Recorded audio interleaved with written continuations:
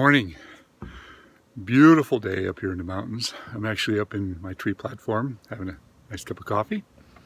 Not the high one, but the lower one. The lower one's still 20 feet off the ground, but it's a great place to come and think and kind of process some of my feelings and thoughts. So what I wanted to talk about today was a comment that I answered this morning. It was on the video, "So You Want to Be an Arborist?" And I'm getting quite a few views on that particular video. I've up close to, I think, 58,000 views on it. And I'm getting comments from a lot of young arborists, aspiring arborists, as well as some people that have been doing it for a long time. And I guess this isn't more of a question, it was more of a comment about how he was passionate about his career. And you know, there's a lot of people that do this because it's a job, because it's a paycheck, because it's a way to feed their family or get, food on the table. But then there's a lot of us, I include myself, that are very, very passionate about the trees and our craft. Because it is a craft, and it's a craft that you never stop learning. It's 46 years I've been doing this. I know I keep saying that. When I say it, it blows my mind. I'm still doing it. I'm still having a good time. I still feel strong. I still feel like I can keep going. I've got my aches and pains, as all older people do, and some younger people. But, if you have a passion for becoming an arborist and you have a passion for learning about trees and caring about trees, then this channel's for you.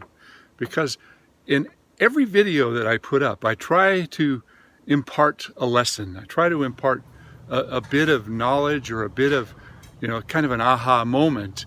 And I, some of them are very subtle, and you have to really pay attention to what I'm trying to show.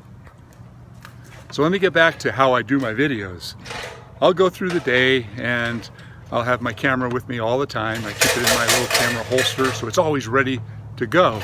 And I'll have this moment of, oh, this would make a good video, or this would be a good topic. Sometimes it's something as simple as the last one I did, the concrete in the tree, the cement in the cavity. And that's a very interesting topic. If you haven't seen that one, go check it out. It's pretty cool. But, sometimes I talk about little things about bugs, sometimes massive big trees that are ready to fall apart. So it's varied. It's a completely different type of video every single time. So I'm hoping that you're benefiting from the efforts I'm putting into this channel. And it doesn't matter whether you're an arborist or just somebody who loves trees, if it's a career you want to get into, or just somebody that wants to know more about what we do and why we do it. Now, my business, the tree service business, unfortunately, is full of people that really don't care. They really don't understand what they're doing and why they're doing it. They may be very good with a chainsaw. They may have all the equipment. Some of these guys have got great big expensive cranes and big tools, but they don't really give a damn about the trees. They just get the job done. They'll do whatever. They'll spur up healthy trees. They'll top trees. They'll do all kinds of things wrong. So if you're not an arborist or an aspiring arborist, and you just want to know what's right for your trees, that's one of the messages I'm trying to get across.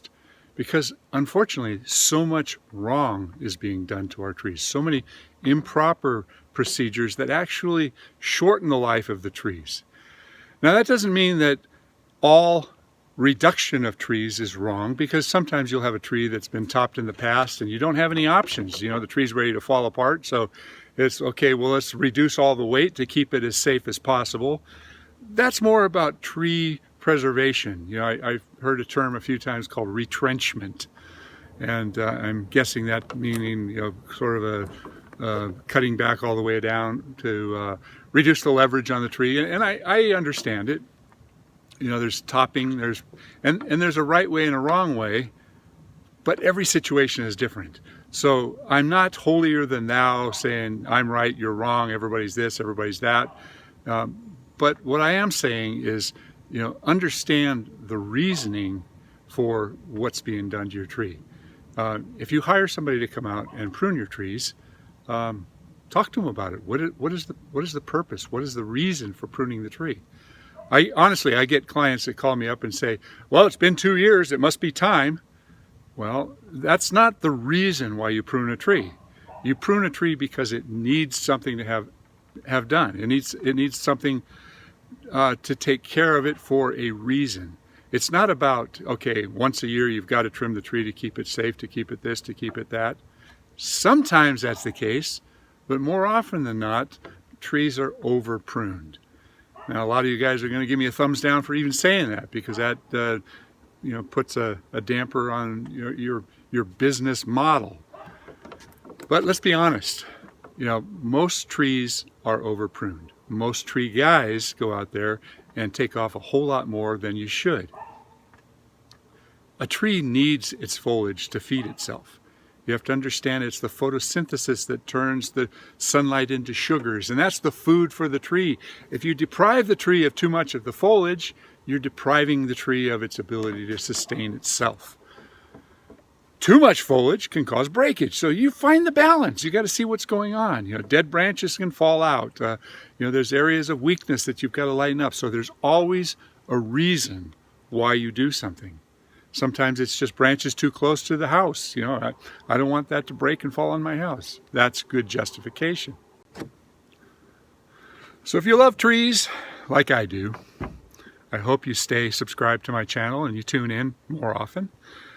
Leave me comments. I really appreciate the comments. I don't answer all of them because sometimes I get overwhelmed, but if they're good comments, good, honest questions, I'll try my best.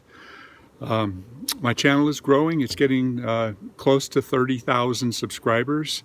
I've got currently 17 million views. That blows my mind. 17 million times somebody has watched one of my videos. That doesn't mean 17 million people, but hopefully a lot of those people have watched more than one video. But that's a huge number. So I am making an impact. I am making a dent in this industry problem we have of improper, poor workmanship. Now, if you hire a carpenter, he's got to have a contractor's license. We have to have contractor's licenses too in California, but it doesn't really have a whole lot to do with our craft. The contractor's license that I took years and years ago has more to do with landscaping and things about law and things about putting liens on houses, and it's kind of stupid actually. But it is a way of managing the legalities of the business. So if somebody has a contractor's license, they have to have the proper insurance, they have to pay workers' comp if they have employees, and they've got to be above board. That doesn't mean they know what they're doing. And that's the problem. That's where the big issue comes from. The best thing that we have to work with is the certification process. I'm a certified arborist. I've been certified for a long time. I'm number 654 of all the, I don't even know how many certified arborists there are, but it's a lot. So when the process came out back in the 80s, I was one of the early ones to get it because I saw the value in qualifying my professionalism. So in order to become a certified arborist, you have to answer a lot of questions, you have to answer a test, you have to have enough experience, and you have to maintain your credits to keep your certification up to date. So I do that. So if you find a company that has a certified arborist, at least one on staff, at least you know that they understand what proper tree work is. But a lot of it is up to you. A lot of it is up to you to understand what is right and what is wrong. So my challenge to you is to continue to learn more about trees, but also to pass on the information. Teach your children, share these videos with your friends. Facebook is a great way to share because hopefully other people and things can grow exponentially. I'm trying really hard, but I don't do the whole social media thing like a lot of people do. I don't have a big Facebook following. I don't do Instagram. I don't do Twitter. I don't tweet anybody. For God's sakes, why is tweeting such a big thing these days anyway? I mean, I don't even want to go into politics. Ooh, almost did, didn't I? Anyway, thanks for watching. I appreciate every one of you who follow me. I appreciate all the comments. I appreciate all the likes, because that helps. You know, there are algorithms that Google puts out there. The more comments, the more likes, the more attention your videos get, the more they feature it. And that's what gets more views. So, thank you.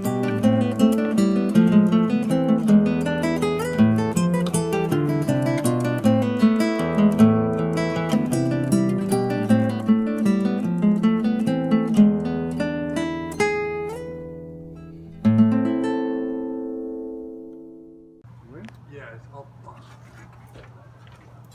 got it right here. Okay, yeah. You want now or I wonder how much this is supporting right here. A lot. I think this broken branch right here is supporting a lot more weight than we think. Yeah, I think so too. If this goes, this whole thing's going to settle. Yeah. That over there is holding it, that's holding it. That one over there is holding it. But when this breaks, that cable is going to go slack again, which will make that go lower.